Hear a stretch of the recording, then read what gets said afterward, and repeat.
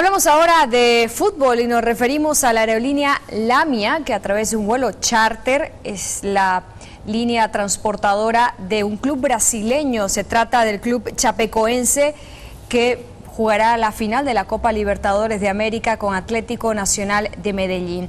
Durante la realización de este vuelo charter, los jugadores del club brasileño y el director técnico hicieron una escala en Santa Cruz y hablaron acerca de las expectativas que existen por ganar esta final. Es una satisfacción para nosotros que ellos nos hayan elegido, ¿no? Habiendo tantas empresas en Sudamérica, están volando justamente con nosotros.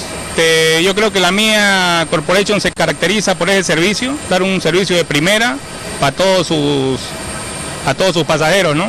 Claro que sí, creo que somos la única empresa en Bolivia o en Sudamérica que podemos colocar estos logos identificando a las personas que vienen con nosotros, a los equipos o cualquier empresa. Ahora ya están en la final, la segunda vez que los transportamos a ellos. La primera vez fue cuando pasaron a las cuartas finales en Barranquilla, Colombia. Ahora están yendo a la final de la Copa Sudamericana 2016. Lamia, como siempre, transportando a equipos de fútbol, en este caso a Chapecó, llevándolos hasta la ciudad de Medellín, Bogotá, Colombia, perdón, y nosotros prestos a brindarles el mejor servicio.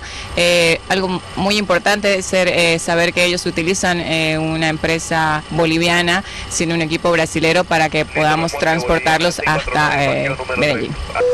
Um momento importante para a Chapecoense, né? E a companhia, nós já trabalhamos com eles no jogo de Barranquilla, fomos muito bem atendidos e agora vai fazer esse novo trajeto conosco e a gente espera que nos deem sorte, como foi da primeira vez, que a gente consiga fazer um grande resultado e levar a decisão final para o Brasil.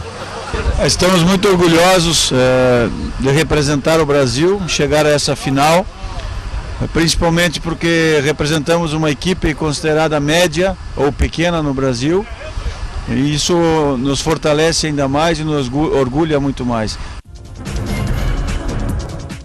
Así es, Lamia, que realiza vuelos charter, pero que además personaliza con logos especiales a los equipos que transporta. Vamos